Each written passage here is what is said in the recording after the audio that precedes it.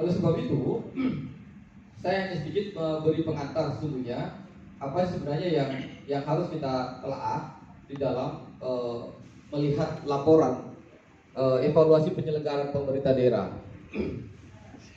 Ini merupakan perintah ya Undang-Undang 23 maupun Permendagri APP nomor 13 tahun 2019. Nah, apa itu LPPD?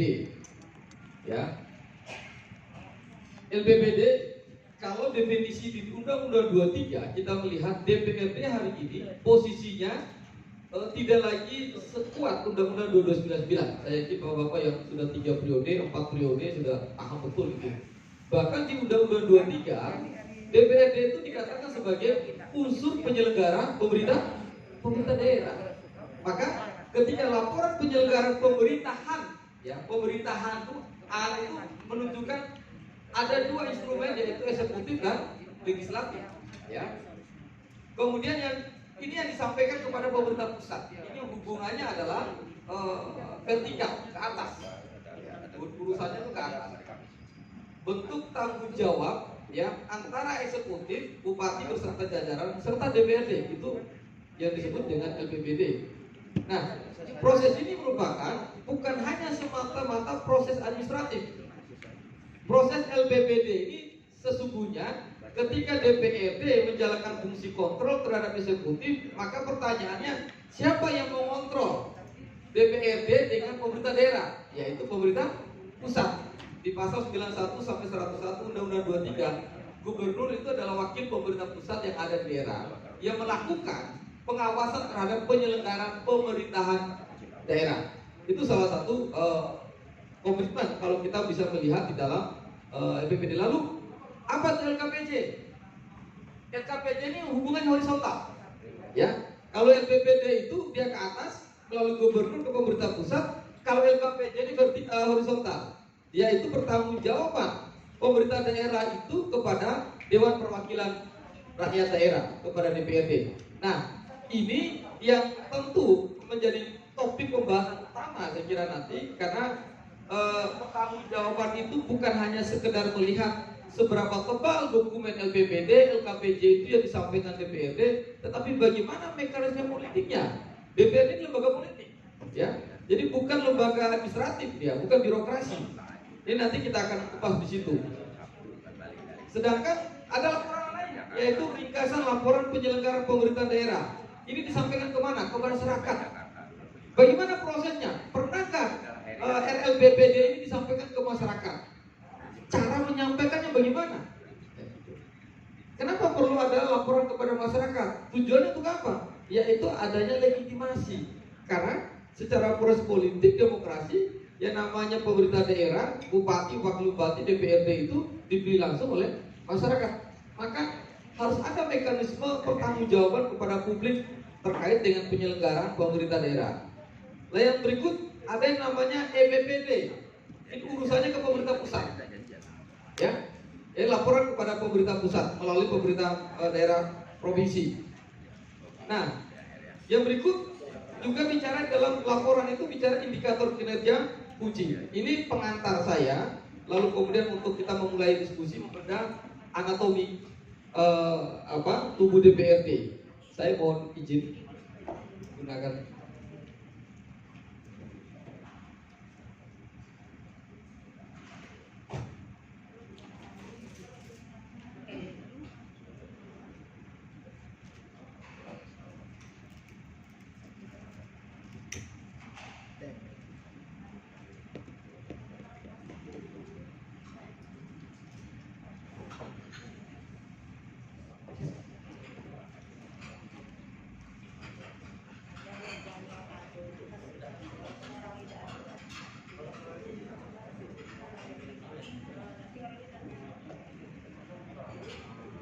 DPRD ya hari ini dikatakan sebagai unsur penyelenggara pemerintah daerah. Dia punya 3 fungsi: legislasi, budgeting, sama pengawasan.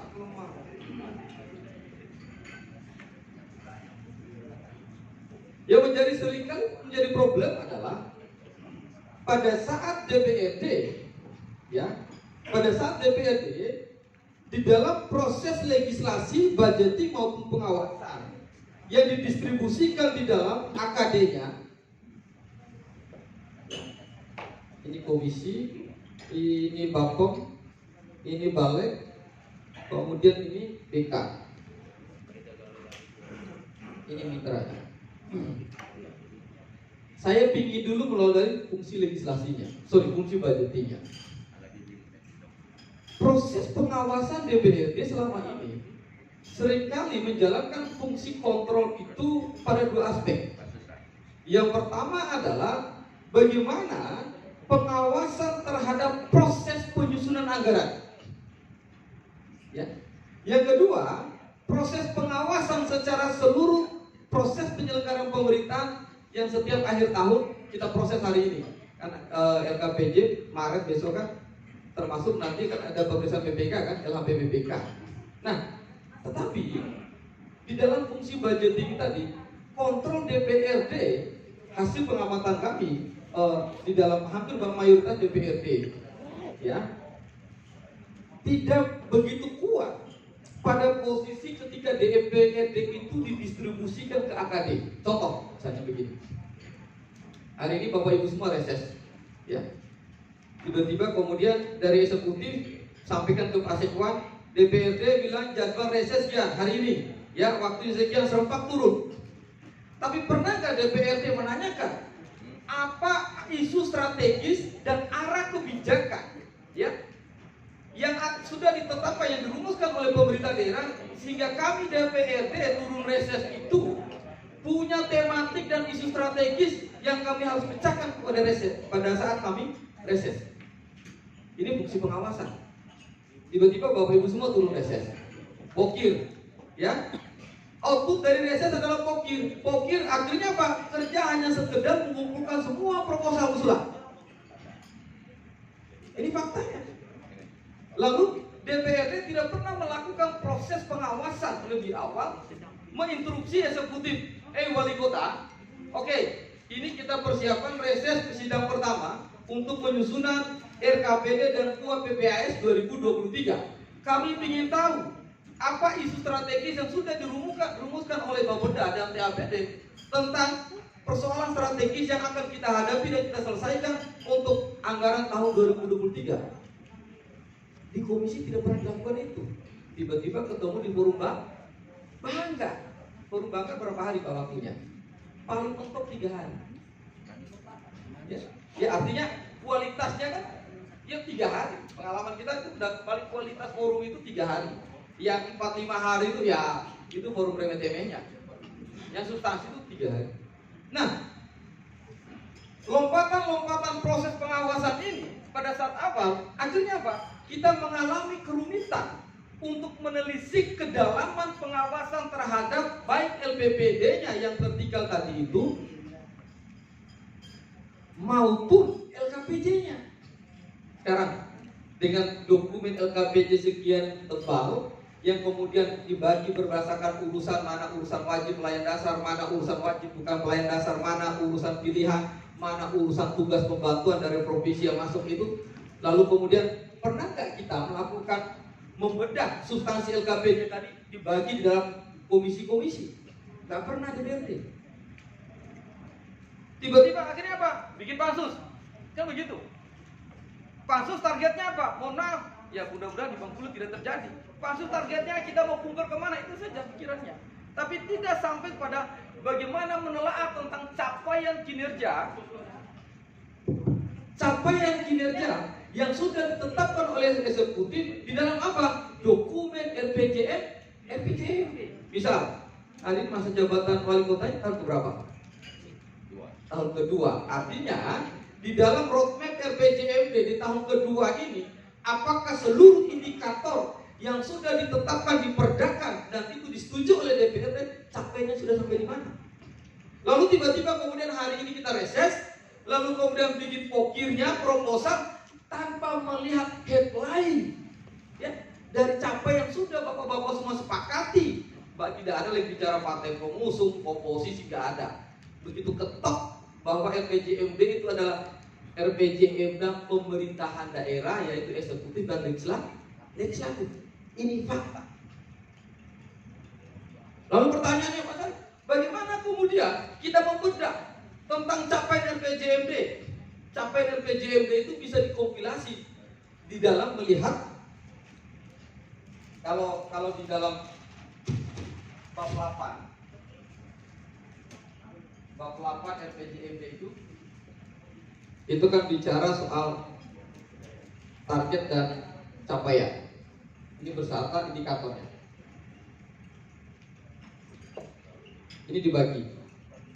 Ini urusan wajib, ini bukan wajib, ini otonom, ini pembantuan. Lalu kemudian kita lihat di sini, ya, indikatornya apa, kemudian targetnya apa. Di RPJMD itu sudah dijelaskan angka-angkanya. Mau lihat IPU-nya, mau lihat IPM-nya, mau lihat PDRB-nya, itu sudah ada. Tetapi pada saat proses kita hari ini akan menyusun RKPD 2023 yang didahului oleh persiapan LPPD, LKPD, kita tidak pernah membedah secara dalam. Membedah secara dalam maksud saya, peran dan tugas komisi lah yang kemudian harus mengguliti soal bagaimana proses penyelenggaraan pemerintahan daerah dalam 1 tahun. Makanya kenapa di dalam PP 12 tentang tata tertib DPRD itu diperkuat bahwa AKD itu punya peran strategis. Misalnya Komisi 1 mitranya urusan pemerintahan, Komisi 2 bidang perekonomian, Komisi 3 bidang pembangunan, Komisi 4 ada berapa? 3 komisi ya? 3 komisi.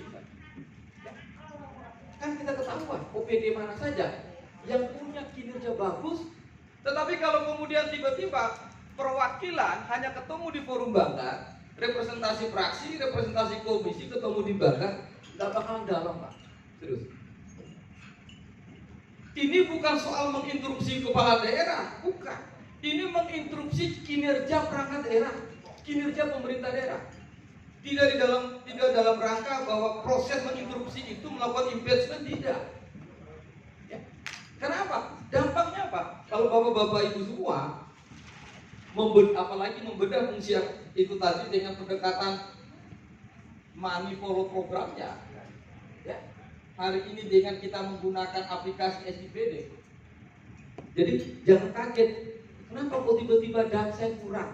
Kenapa kok tiba-tiba DID saya turun? Karena salah satu faktornya tadi adalah soal kualitas dari kinerja penyelenggara pemerintah daerah yang sudah disepakati dalam Perda RPJMD. Misalnya begini, indeks IPM kita tahun 2023 angkanya 90% diperdakan. Itu kan kesepakatan bersama. Anda sudah menyepakatinya, membuat regulasinya, menetapkan sendiri. Tiba-tiba Anda bekerja, pemerintah daerah tidak mampu mencapainya itu. Lalu yang salah siapa?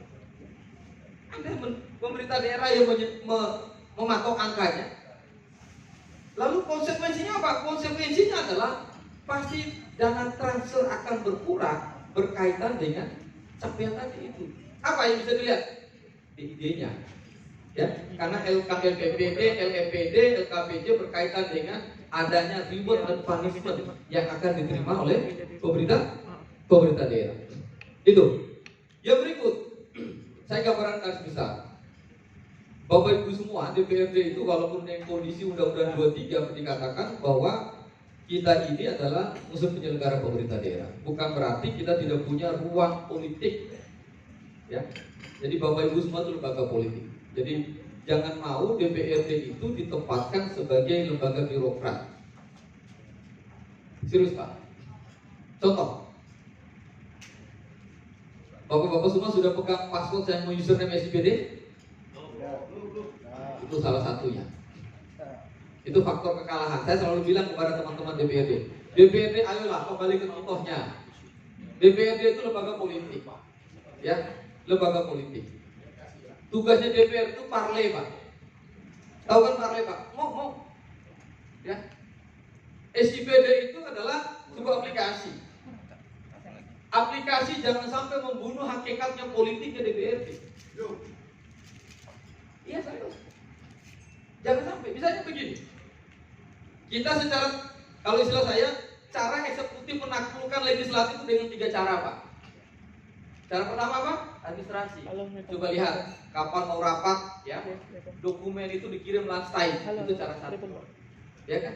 Sementara kita semua money follow kunker kemana, bulan dokumen mau bahas APBD. Nggak bisa mendalami. Anda bayangkan seluruh pikiran OPD 30 OPD, lalu kemudian untuk membahas RKPD hanya cukup waktu 1 dokumennya dikirim last time. 30. Ada nggak hal substansi? Nggak ada, Pak. Akhirnya apa? Jangankan kita satu komisi, satu fraksi pun berpikirnya individu, Pak. Tidak lagi berpikir fraksionasi, tidak lagi apalagi berpikir komisionis. Nggak ada, Pak. Akhirnya si A bikin, kira-kira di DPA-nya nanti besok ada nggak ya usulan saya? Akhirnya kita bertarung soal itu. Lupa dengan roadmap 5 tahun ke depan ini Kota Bengkulu mau jadi apa, tutup, sudah gak pernah lagi ingat apa itu visi misinya, capaian kinerjanya mau kemana, indeks pembangunan masyarakat manusianya, target sudah lupa, sudah gak pernah lagi. Yang penting JUT saya, pembangunan gorong-gorong, aspirasi saya, itu akhirnya. Ya, belum lagi Perpres 3 COVID-33. Ini kan problem serius, Pak. Lalu cara pertama administrasi. Cara yang kedua apa? DPR-nya ditakluki eksekutif dengan cara teknokrasi. Tahu kan, Pak, cara teknokrasi?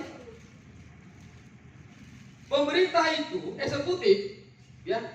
Pada saat terobdati pejabatnya mau eselon berapapun kan mereka ada di Klatim 1, kuasai betul terhadap apa yang mereka bidani. Bahkan mereka didampingi konsultan, tenaga ahli untuk menyelesaikan pekerjaan. Termasuk LPPD ini kan dibentuk tim, didampingi oleh tim pakar, tim ahli. DPRD paling mentok fraksi. Padahal apa? PP 12 tentang tatip DPRD itu dapat didampingi oleh tim pakar, kelompok pakar atau tenaga ahli. Tapi banyak DPRD tidak mengambil peran ini.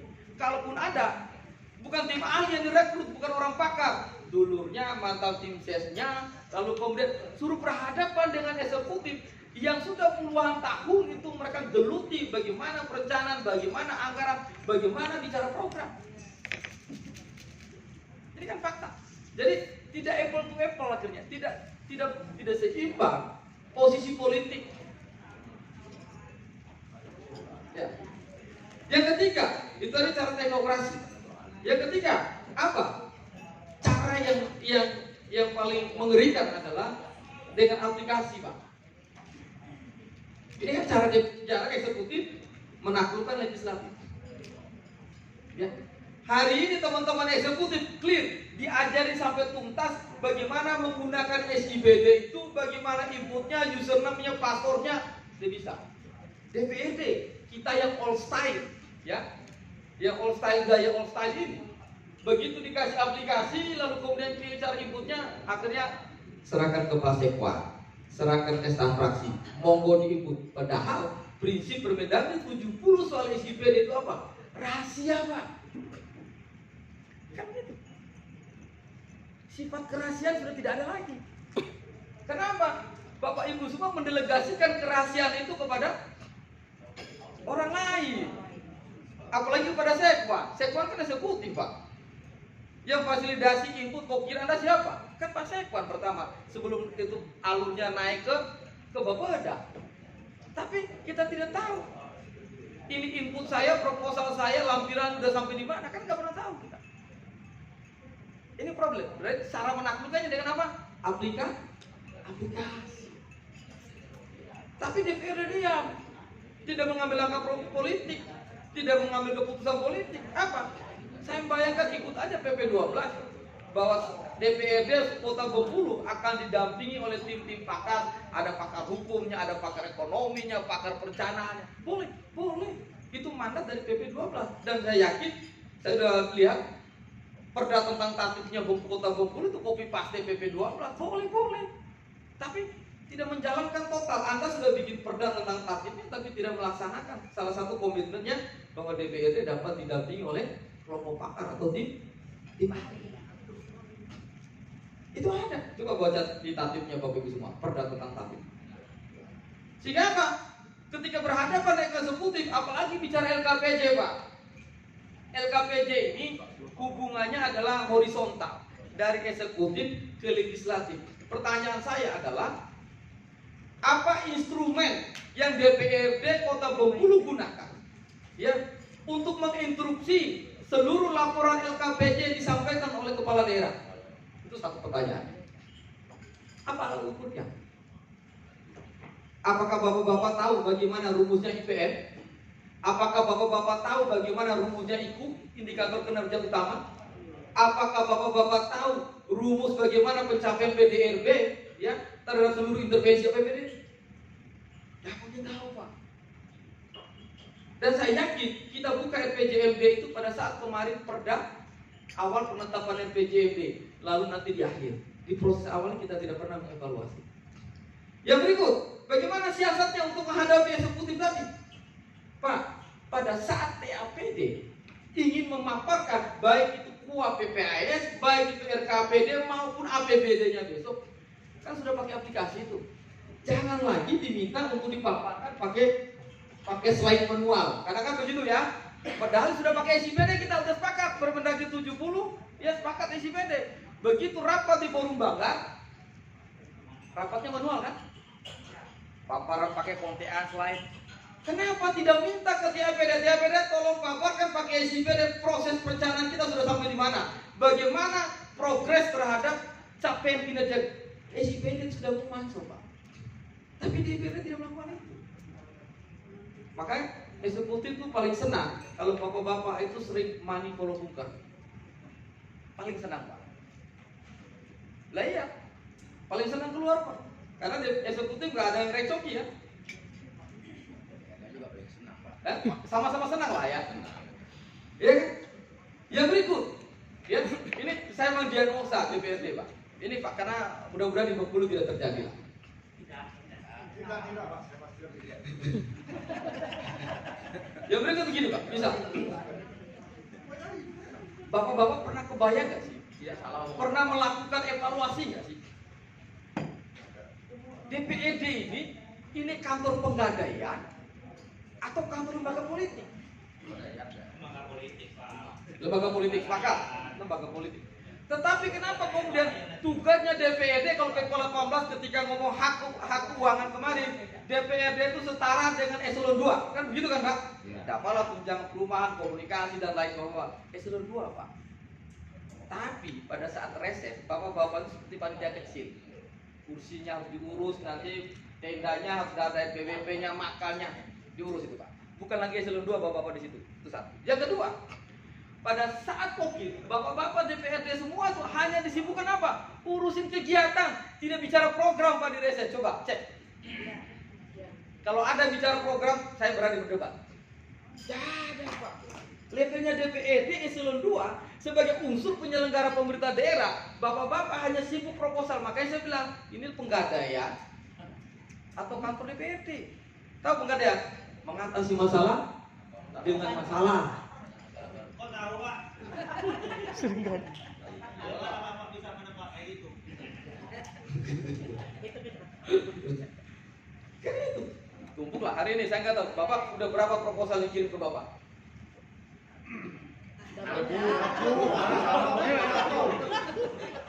Iya. Banyak sekali. Banyak. Tapi begini, Pak. Ya, ya. Memang konstituen kita itu di awal aja kita reses sudah kita bilang, ini teman-teman tolong jangan bicaranya minta drainase, minta apa jalan, minta lampu. Nggak begitu, kalau cuma itu saja ini kertas tolong ditulis. Ya. Kan begitu. Ya. Nah, mari kita bicara ke depan. Mungkin nggak Kota Bengkulu misalnya menggunakan dana kelurahan atau dana desa. Tapi kalaupun kita semangat bicara soal itu, konstituen kita juga nggak nyambung, Pak.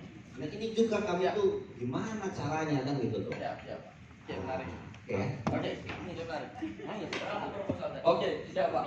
Kan ditanya tadi berapa propos? Baik, terima kasih. Saya ingin menyampaikan bahwa apa yang disampaikan oleh Pak Sarin itu idealis seorang anggota legislasi ya, menjalankan peran-peran, termasuk juga idealismenya dan sebagainya. Tapi pertama, Pak, saya ingin sekadar memberikan perimbangan. bagaimana kemudian masyarakat memandang anggota dewan. Jadi pandangan orang terhadap anggota dewan itu disebut dengan kinerjanya baik apabila mampu mengadvokasi konstituen mereka. Maka untuk inilah yang kemudian dipenuhi oleh anggota dewan, termasuk proposal yang banyak tadi, jalan, lampu. Kenapa? Mereka tidak pernah melihat basis kerja kita misalnya tadi. Apakah kita membahas IKU, PN dan seterusnya. Ini kan kerja apa ya? Sifatnya yang mungkin dilakukan di kantor. Walaupun sebenarnya itu kita kerjakan juga. Cuman inilah yang kemudian membuat kita berada pada situasi bahwa masyarakat memandang yang disebut dengan anggota dewan ini yang memiliki kinerja yang baik apabila mampu mengeksekusi, mengadvokasi, mengagitasi kepentingan masyarakat, masuk jalan, lampu jalan, kemudian dan seterusnya, drainase. Walaupun Pak, kita punya prestasi yang hebat, dapat kuat dewan legislatif lah, tapi satu lampu tidak mampu terpasang di dekat rumah kita, itu tidak ketemu Pak. Tidak dewan itu. Nah iya, makanya ini cara pandang orang kepada anggota dewan itu berbeda cara seorang ya seperti Pak tadi memandang kami sebagai anggota dewan. Nah, kami berada pada situasi seperti itu, maka kita mampu menyesuaikan diri. Nah, itu tadi. Ketika kita berhadapan dengan eksekutif, bahan apa yang kami siapkan, berada di tengah masyarakat, ya seperti itulah yang kami bisa lakukan. Karena juga mereka tidak mau melihat kita terlalu parlementer, terlalu egaliter dengan masyarakat. Jadi gayanya seperti gaya masyarakat. Seperti RSS pun pakai gaya masyarakat, konstituen. Jadi maksud saya, ketika kita berada pada situasi seperti itu, itulah yang kemudian mendorong anggota dewan ini banyak melakukan advokasi kegiatan-kegiatan lapangan daripada melakukan kegiatan-kegiatan yang sifatnya tadi administratif. Saya kira ini sekadar pandangan dari saya, sehingga arahnya kami itu ternyata seperti itu. Kalau yang sampaikan Pak Sarip tadi memang iya harus seperti itu, dewan yang paham semuanya, proses pengawasan, bagaimana kemudian mengadvokasi perda yang sudah disahkan dan kemudian bagaimana mengukur kinerja pemerintah itu seperti apa. Tapi realitas lapangan, kinerja yang dimaksud oleh masyarakat dan konstituen kan kita akan memiliki lagi, itu adalah kemampuan mengadvokasi. Terima kasih Pak. Assalamualaikum warahmatullahi wabarakatuh. Ini menarik. Betul Pak. Saya sangat 100% mengakui itu. Kerja DPRD itu mengadvokasi, kata lain dari proses fungsi legislasi, budgeting tadi, advokasi, agitasi, komunikasi itu metodenya yang dilakukan oleh DPRD, harus ambil posisi itu. Tapi begini Pak, yang pertama, kalau kemudian proses politik anggaran kita sebagai anggota DPRD memainkan peran itu, satu, kita tidak bedanya dengan LSM. Kita ini unsur penyelenggara pemerintah. DPRD punya fungsi apa? Menetapkan anggaran, menyepakati program. Ya, masa sih? Misalnya begini, ini misalnya urusan penerangan jalan umum, ini contoh. Itu kan berarti komisi C. Komisi 2. Komisi 2 misalnya. Kan bisa dipanggil itu. Ya, ini kan saya bilang mekanisme AKD itu tidak jalan efektif. Kenapa kemudian tadi kita hanya kemudian terjebak pada kegiatan? Mohon maaf Pak, saya harus mengkoreksi. Misalnya begini.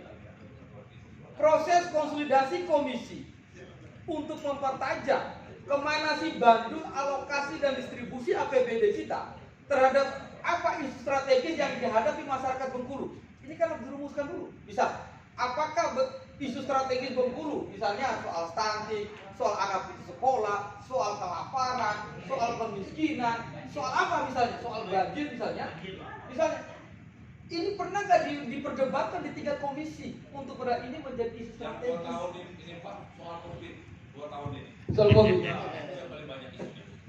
Ya, PPDB. Ya, kan itu Pak. Sehingga apa Pak?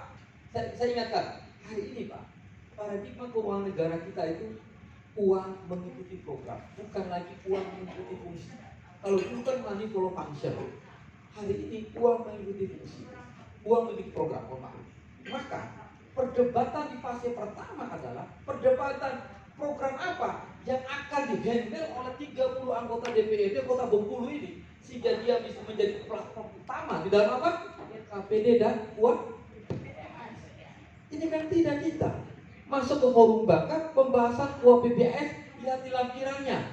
Kan itu kita ini, padahal judulnya kebijakan umum anggaran plafon sementara APBD. Tetapi kita lihat hanya lampirannya di kuap PPAS-nya itu soal perintil-perintil kegiatannya.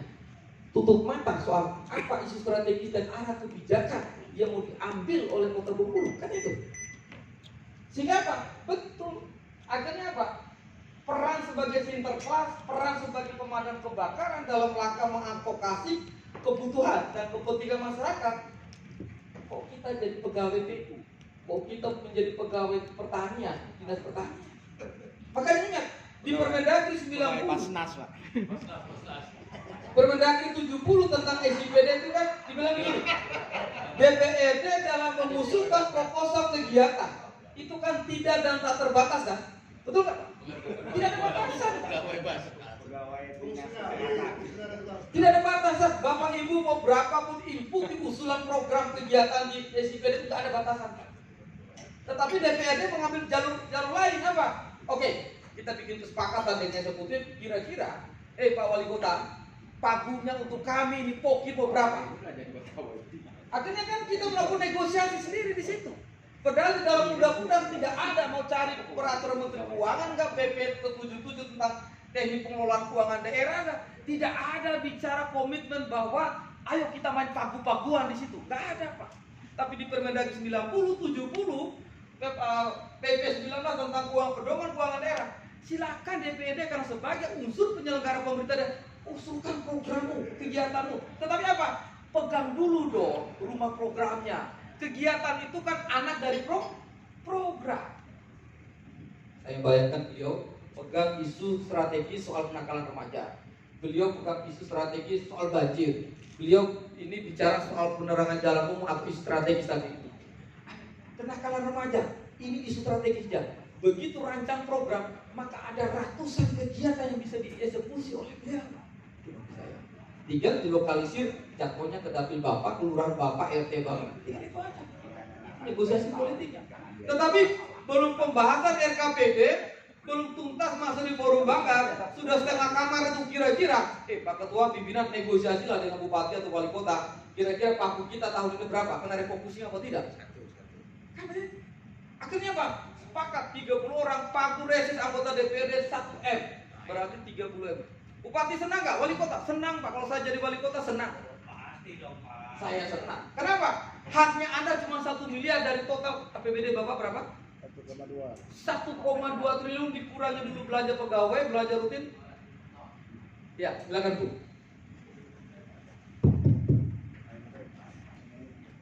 Terima kasih. Assalamualaikum warahmatullahi wabarakatuh. Waalaikumsalam. Terima kasih Bapak materi yang sangat antusias dan berbangga hati dalam mendengarnya.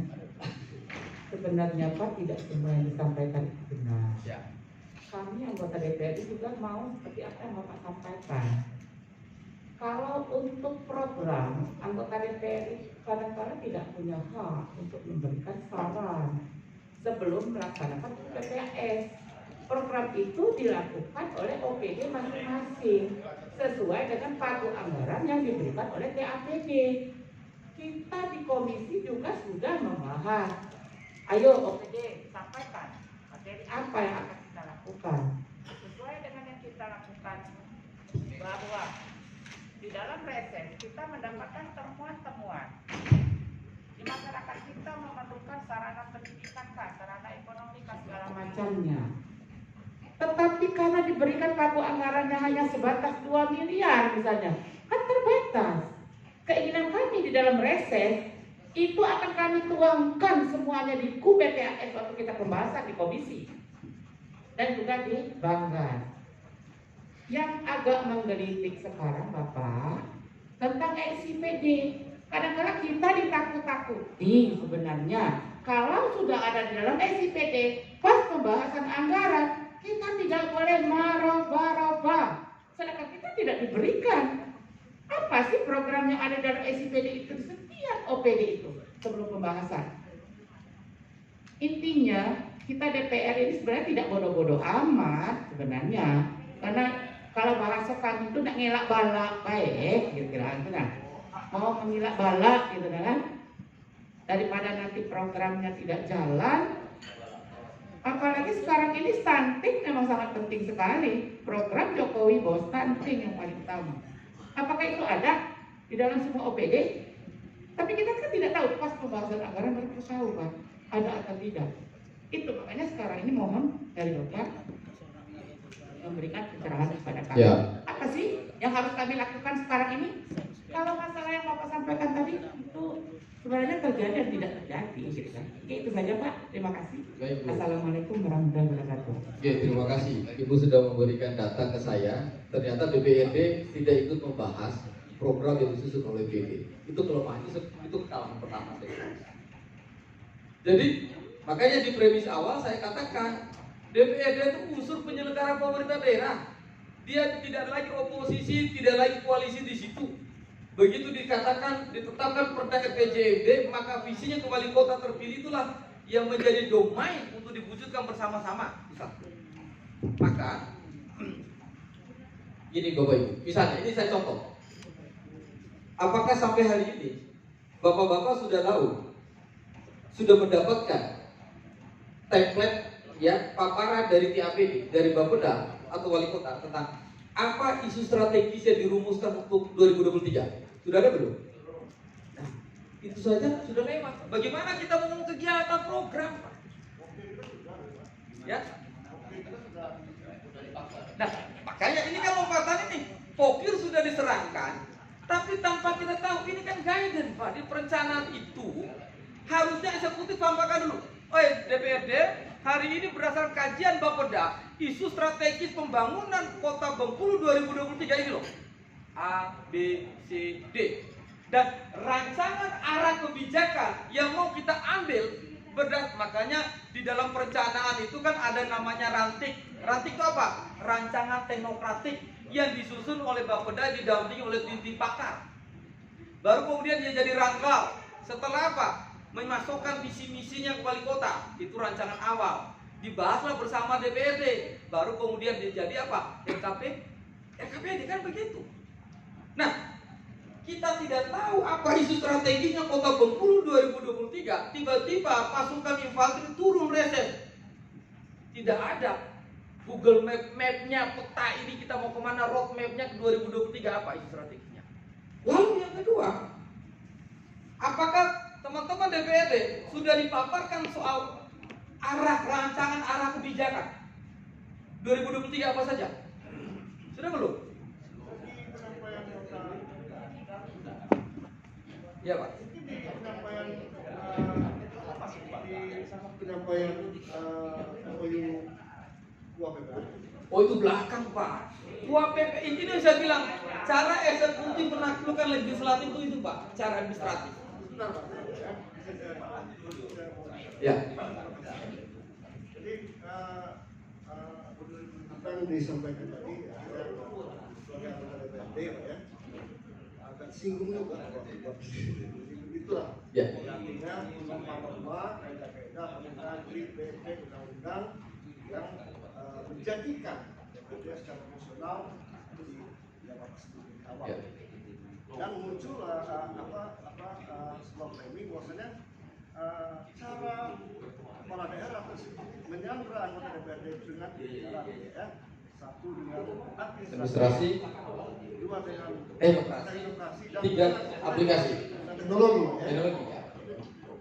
Jadi ya akan tetapi kami juga ada undang-undang susdur, kami ada 18, ada 12 gitu kan ya, yang memberi tugas dan kewenangan kepada seluruh anggota DPRD. Nah, yang Bapak sebutkan tadi, memang ini dalam satu titik fungsi gitu, dan tahapan pembangunan. Ya. Saya contohkan begini, kan ini akhirnya sedikit agak bias gitu ya. Di reses saya terakhir, saya coba mensinkronkan antara karena didului dengan Serembang. Ya. Karena ini menuju semua RKPD dan penyampaian Bapeda S gitu ya. Nanti saya coba paralelkan dengan reses saya. Nah, jadi memang seyogyanya RPJM ini menjadi turunan visi-visi RPJM, RKPD menjadi turunan. Persoalan muncul pada ketika dikembalikan dengan anggaran, kemampuan keuangan daerah. Ada dasar ini APBD Bengkulu dari 1,96 T, 1,196 T, 45% itu belanja negara. 45%. Iya, 45 sampai 3 T ya. Nah, tetapi Pak, jadi yang disampaikan tadi ya memang ya selaku anggota DPRD seolah-olah ya kami ini menjadi dinas perwakilan rakyat daerah. Jadi ada benarnya juga. Cuma ya begitulah norma yang diatur dan semua yang terjadi di DPRD itu ketika masuk ke DPRD masuk dalam ruang pembahasan itu adalah proses politik. Akan tetapi ada proses politik juga di situ. Nah, oleh karenanya Pak, memang satu yang saya ketahui tadi bahwasanya ya kita tidak hanya mewakili ya praksi saja atau tidak ada pendukung di situ, tidak ada partai pendukung, tidak ada partai pengusung di situ. Di situ juga ada fungsi dan perannya diatur oleh undang-undang. Saya rasa itu Pak yang perlu kesepemahaman atau pikiran terhadap fungsi DPR. Ya. Baik Pak. Jadi begini. Ini, kalau Bapak-Bapak baca Permendagri 86 tentang pedoman perencanaan pembangunan daerah atau naik sedikit di Undang-Undang 25 tentang sistem perencanaan pembangunan nasional kita. Inilah haknya Bapak Ibu semua, haknya DPRD. Hanya saja kan begini. Yang saya bilang, mekanisme administrasi ini harusnya Pak, idealnya, bahkan prakteknya lah yang kita lakukan. Itu juga dihadapkan dengan mekanisme administrasi. Misal eksekutif itu, teman-teman TAPD, yang pemerintah daerah itu, mereka sudah punya kalender, kapan itu jadwal sidang 1, kapan reses, kapan pembahasan, mereka sudah punya kalender. Kita, mohon maaf, saya agak kritik juga, otokritik pada kita DPRD. Bamus itu levelnya AKD, tapi pertanyaan saya, apakah Bamus pernah membahas program-program strategis 5 tahun ke depan, 1 tahun ke depan rencananya? Kan enggak. Padahal oleh undang-undang kita diberi fungsi itu, tapi kita tidak melaksanakan itu. Ada ruang nggak? Ada ruang. Akhirnya apa? Bamus kita mau bahas, kita mau kemana, kapan, di mana, hotel di mana. Hanya itu kita bahas. Padahal Bamus itu AKD, alat kelengkapan dewan, yang harusnya dia memutuskan 5 tahun ke depan fungsi seluruh AKD ini ketika melihat posisi RPJMD Kota Bengkulu itu di mana. Apa yang harus kita lakukan? Hal-hal yang strategis itu pertama. Yang kedua, Pak. Ini ada di dalam PP Permendagri nomor 86 tentang perencanaan. Makanya di sana dikatakan DPRD pemerintah daerah di dalam hal menyusun perencanaan pembangunan daerah, kemampuan pertama adalah bahkan di dalam RPJMD itu ada bab 1, ya, bab 2, bab 3, bab 4 itu sudah menjelaskan kajian tentang KLS-nya, kajian lingkungan strategis, isu-isu strategis yang ada di kota kan sudah diuraikan, Pak. Tapi kan Pak Sarif, bagaimana kami supaya bisa mengetahui isu strategisnya Bengkulu yang dirumuskan oleh TAPD hari ini? Gampang, Pak. Itulah fungsinya pimpinan DPRD untuk menyurati TAPD Bapeda. Kita ingin ada paparan prabanggar nanti bahwa seluruh OPD hasil kajiannya Bapeda memaparkan kepada seluruh komisi tentang apa? Isu strategis yang sudah dirumuskan, dikaji oleh eksekutif. Itu haknya DPRD. Jadi jangan membiasakan tumbuh di banggar, Pak. Serius, Pak. Banggar itu sebenarnya hanya forum melegitimasi setelah penguatan di forum komisi sudah. Yang kedua, misalnya arah kebijakan strategis. Ini berkaitan dengan LKPJ, Pak. Apakah betul laporan penyelenggara pemerintah dan LKPJ wali kota hari ini capaian terhadap RPJMD itu sudah sampai di mana target-target capaiannya? Indikator kinerja utamanya dia. Ya.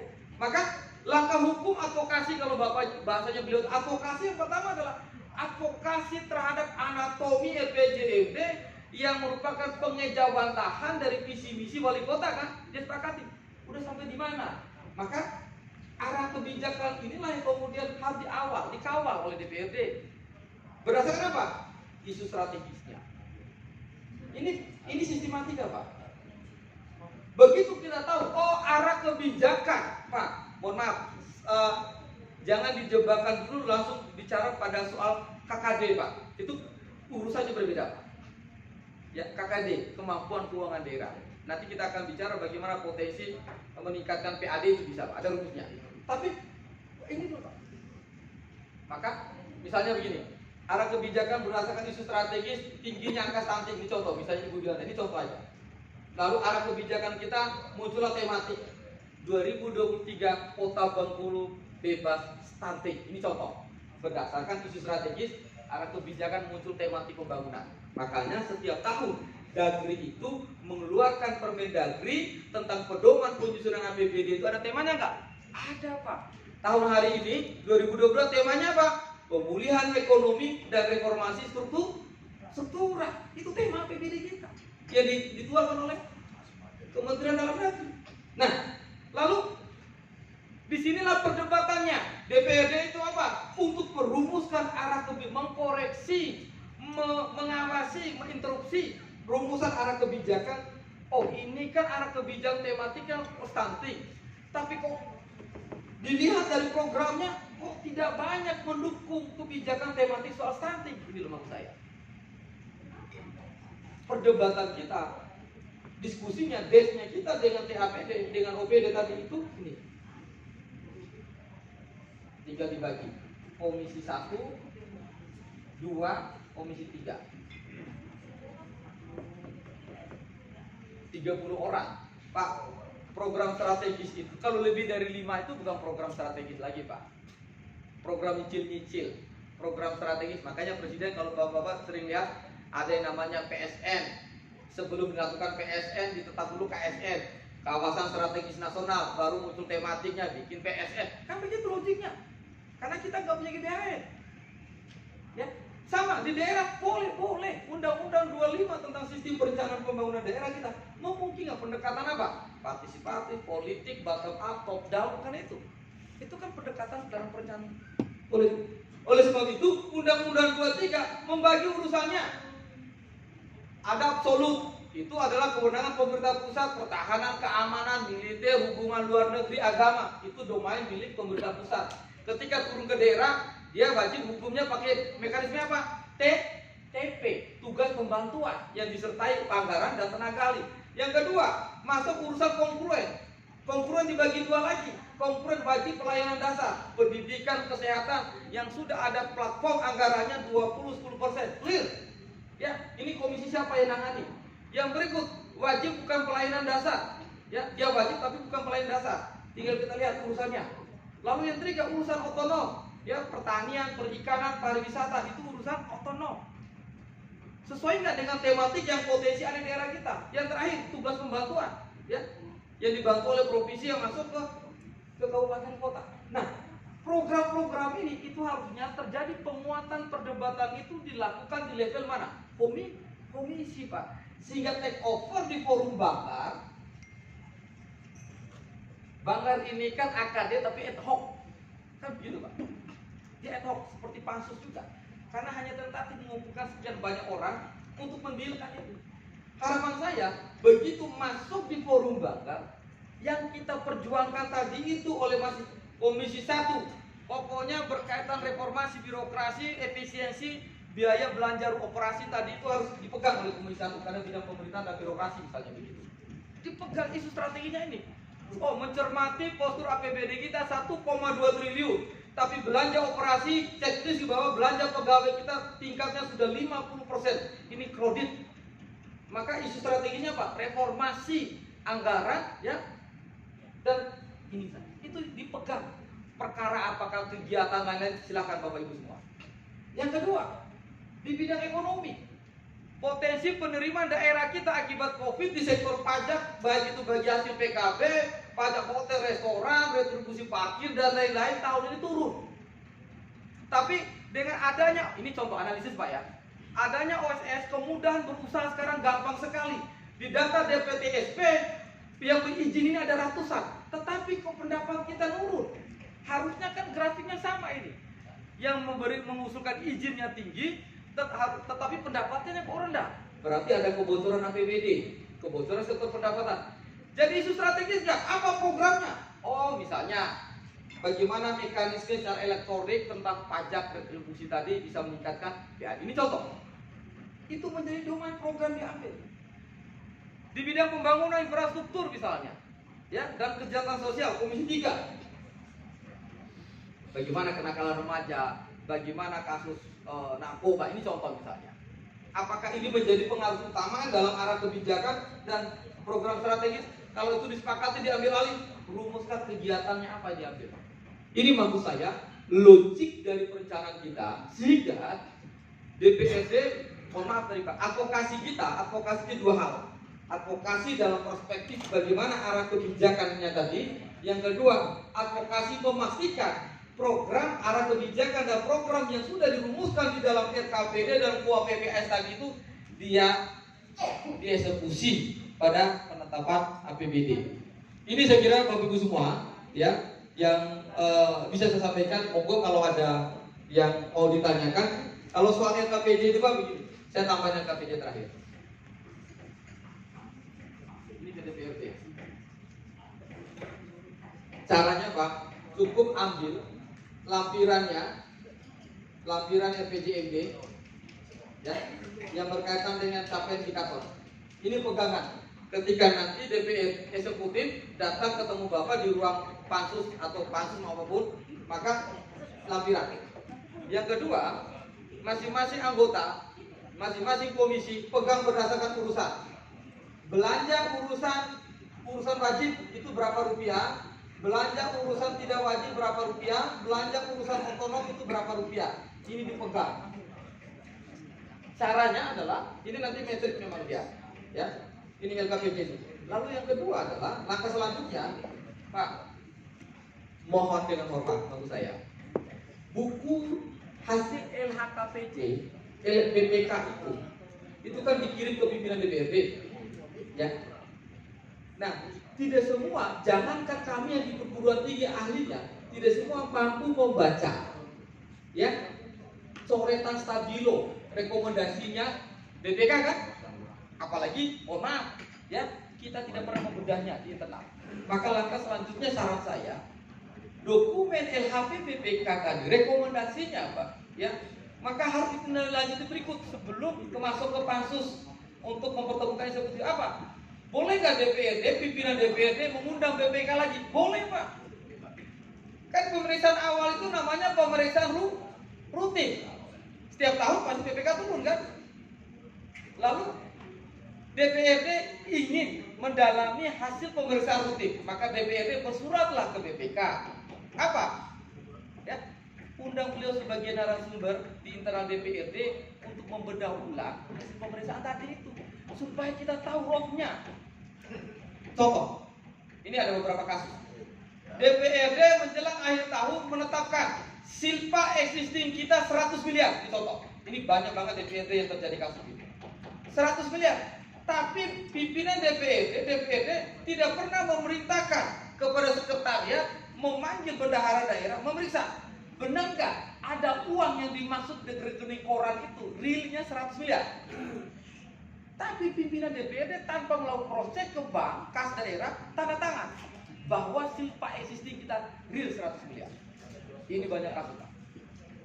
Lalu hasil pemeriksaan BPK, ingat ini, hasil pemeriksaan BPK ada temuan, ternyata uang silpa existing tadi saldonya tidak benar 100 miliar, hanya 20 miliar. Di mana 80 miliar? Ini contoh. Tiba-tiba DPRD bikin pansus, apa? Mau menggugat dana yang hilang tadi itu. Apakah dipakai sementara dulu nalangi proyek A, B, C oleh OPD-nya, kita nggak tahu. Lalu DPRD bikin pansus. Pansus yang DPRD bikin itu adalah pansus blunder.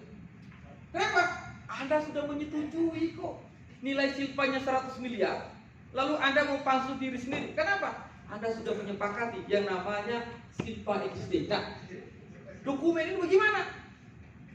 BPK itulah yang mampu membaca itu. Makanya stabilo rekomendasi lampir, kan ada catatan lampiran itu Pak. Undanglah BPK. Undangannya itu bukan pemeriksaan rutin, tapi kemudian pemeriksaan khusus atau sebagai narasumber untuk kepentingan fungsinya DPRD. Biar Pernah kasus Malang, ada kasus beberapa kabupaten yang puluhan anggota dewannya masuk semua katanya. Kenapa? Hal sepele Pak. Menyepakati sesuatu yang kita tidak tahu substansi dan isinya, itu berbahaya Pak. Lalu tiba-tiba langkah politik karena melihat ini resistensi, bikin pansus lagi. Sudah ada pansus LKPJ-nya, lalu kemudian karena rekomendasi BPK ada temuan, bikin pansus lagi. Dia lupa. Ini sudah ada kesepakatan bersama, bahkan sudah disetujui bersama oleh seluruh pimpinan DPRD. Ini beberapa trik ya yang pernah saya lakukan, pernah saya dampingi menjadi tenaga ahli ad hoc di beberapa DPRD di Indonesia. Ingat, satu Pak, ini pesan moral saya, kembalikan ke kitongnya bahwa DPRD itu lembaga politik.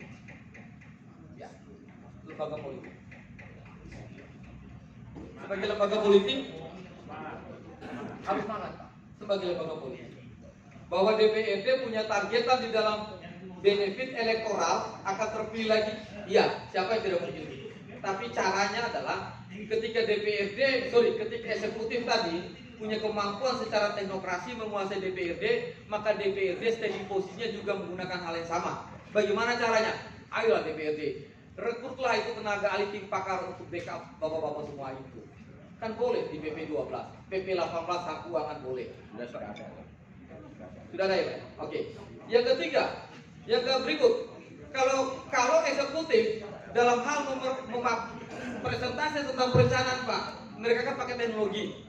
DPRD boleh menginstruksi Pak Sekda, CAPD, tolong paparkan pakai aplikasi SIPD, kita mau lihat bagaimana perencanaan kita. Harus gitu. Kalau tidak bisa, deadlock dulu rapatnya, siapkan dulu. Bapeda pegang paspor, Sekda pegang paspor, kan sama-sama pegang paspor, sehingga kita bisa tracking. Usulan kemarin saya itu program sampai di mana? Kita bisa cek lewat aplikasi kita. Kalau pakai buku yang tebal, lempar kambing mati kambing, Pak, nggak bakal ketemu kita. Masalahnya besoknya ketok palu, Pak. itu saya kira beberapa masukan. Oh ya, siap. Kita diskusi Bapak. Siap. Bukan ini ngapu, Pak. Baik, assalamualaikum warahmatullahi wabarakatuh. Saya Budi Hartono Pak, saya dari PKS. Oh siap. Ya, tadi nggak kenalkan Pak nilainya. Baik, terima kasih, materinya luar biasa ya. Jadi membuka cakrawala kita, terutama ya kita anggota dewan yang baru ini Pak. Kita baru satu periode ya. Kemudian kalau kami perhatikan memang di tahun-tahun terakhir ini kita banyak dibingungkan seperti Bapak sampaikan tadi. Kita diakali dan aplikasi itu terasa sekali Pak. Bayangkan kami di bulan ini saja itu sudah dipaksa untuk mengisi pokir untuk 2023. Padahal benar sekali tadi, kita belum tahu isu strategis 2023 itu apa nanti. Arah kebijakan pemerintah kemana? Kita sudah dipaksa. Otomatis berarti kalau kita sudah masukkan, nanti akan diintip, maunya dewan ini seperti ini. Dari hasil musrembang kota seperti ini. Padahal yang disampaikan Bapak tadi, kita ini kan bagian dari pemerintahan, ya. Kita sama-sama merencanakan. Kemudian kita juga kami tugas kami kan pengawasan. Setelah kita rencanakan, kita awasi nanti apa yang dilakukan oleh eksekutif. Nah ini sekaligus kita kan pimpinan juga kita ada di sini Pak Salib ya. Kalau bagi saya tadi sebenarnya ini, jujur kami di DPR kota ini itu masalah SIPD itu mungkin beberapa orang saja yang tahu. SIPD cuma beberapa orang saja yang tahu yang bisa masuk aplikasi itu, karena memang belum ada sosialisasi, kita nggak dikasih pas. Ada beberapa orang yang tahu masuk bisa kita masuk, karena kita minta dengan Bapak Litbang kalau kita di Kota Bengkulu. Nah ini saran saya nanti kepada pimpinan ya, pimpinan di kita, kalau bisa memang ya datangkan Bapak Litbang, sosialisasikan kepada kita semuanya. Oh ini benar, harapan kita ke depan, kita rapat itu enggak, kalau selama ini jujur Pak, karena kebetulan saya di Bangka juga. Jadi buku setumpuk apa itu mau dibahas, baru nengoknya juga kalau pening gitu, setumpuk itu mau dibahas. Kalau kita pakai aplikasinya lebih memudahkan. Kemudian ketika dia ada yang salah, itu kan bisa langsung kita intrusi, kita ini kan. Artinya nyambung nanti. Karena sebenarnya niat dari pemerintah itu bagus aplikasi itu, tapi memudahkan kita. Tapi aplikasinya, nah ini yang nggak nyambung ini. Kita di DPR juga kesannya itu dibatasi untuk itu. Nah ini nanti sekaligus juga dari sekretariat dewan ya diagendakan kalau bisa nanti. Karena kita yang DPR yang 35 orang ini mau seperti itu, pengawasan itu mau totalitas dengan pemerintah ini. Gitu Bang, ya. Demikian. Assalamualaikum warahmatullahi wabarakatuh. Pak, terima kasih. Ya, mohon izin. Jadi harus Pak. Jadi minta tolong Bapak, kalau enggak nanti kapan-kapan Bapak bisa bersurat ke Pusdatin ke Mendagri aja. Surat kalau Bapak sudah sudah bisa ya. Maksudnya biar ini. Tapi kan fasilitas kan sudah ada semua kan, laptop, kemudian itu, kemudian handphone kan bisa diakses di handphone itu. Ya kan? Itu bisa Pak. Itu memudahkan Pak. Artinya ini betul bakarnya, alokasinya nggak betul bakar. Kalau besok mau bongkar, saya nggak bisa cerita banyak. Tapi kalau Bapak besok mau bongkar kota Jogja kan sama-sama kota itu. Anggota DPRD Kota Jogja itu begitu menerima SIBD, mereka mengalokasikan anggaran untuk beli tablet. Tab ya, tab. Oke. Tapi bukan milik pribadi ya. Ya, itu kan menjadi asetnya daerah, gitu loh. Iya Pak. Main game. Itu nanti bisa. Terus begini Pak, ini saya titip pesan, memperkuat marwah kita di DPRD, Pak. Kalau ada Bapak Perda di sini? Ada Pak, ini ketuanya ini. Ini saya tutup Bapak Perda. Bapak sudah baca kan Undang-Undang Cipta Kerja turunannya, Undang-Undang Nomor 1 tentang hubungan keuangan pusat dan daerah kan, HKD pergantian Undang-Undang 33 tentang penerimaan keuangan pusat dan daerah kan. Nah, Pak, kita udah tahu lah, Omnibus Law itu kan bis yang menyederhanakan semua produk perundang-undangan, termasuk produk daerah. Ini Bapak Perda, pesan khusus Pak. Lalu kemudian, jangan lagi lah Pak, Bapak Perda itu kejarnya membuat perda-perda baru terus. Kan boleh, di Undang-Undang Nomor 12 tentang pembentukan peraturan perundangan jelas. Sejak Kota Bengkulu itu berdiri sampai hari ini ada berapa ratus perda dan perwal sudah terbitkan yang tidak pernah kita evaluasi. Itu fungsinya Bapak Perda apa? Bikin kajian apa? Kajian misalnya perda di urusan sosial, perda di urusan ekonomi, perda di urusan politik, perda di urusan kesehatan, layanan umum yang sudah tidak kompatibel dan sesuai dengan kondisi Bengkulu hari ini dicabut, dirubah dan bisa. Itu Bapak Perda.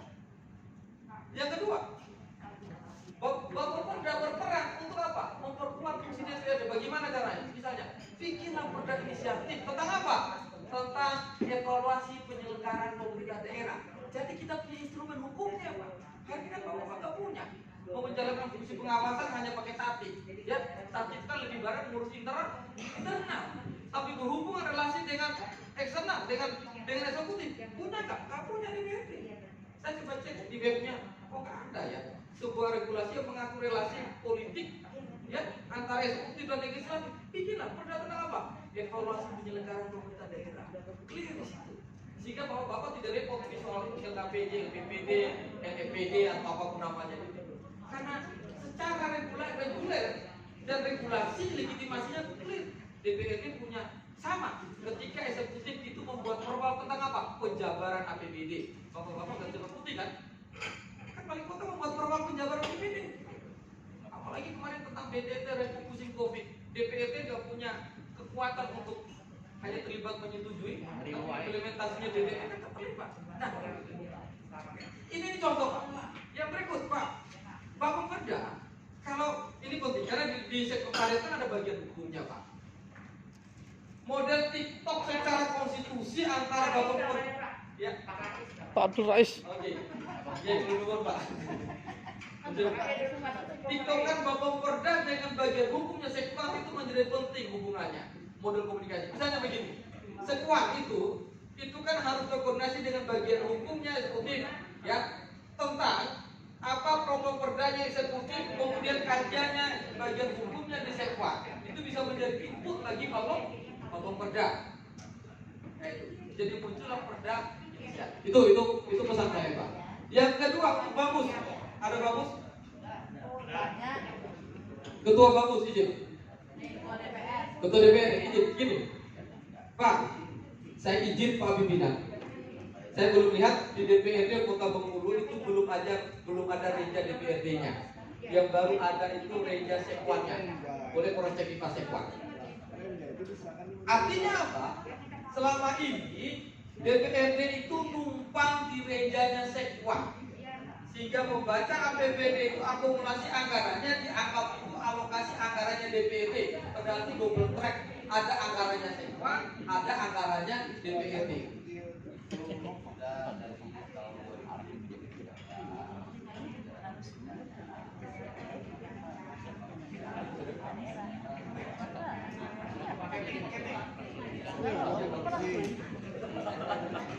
Sebenarnya ini wacana dari tahun 2020. Apa yang kita lakukan itu memang atur dari kita. Terus kita minta ke komisi kan. Tapi ternyata memang sementara ini respon kawan-kawan seolah mungkin kalau di saya kemarin ada wacana kami setiap bulan kayak kita baguskan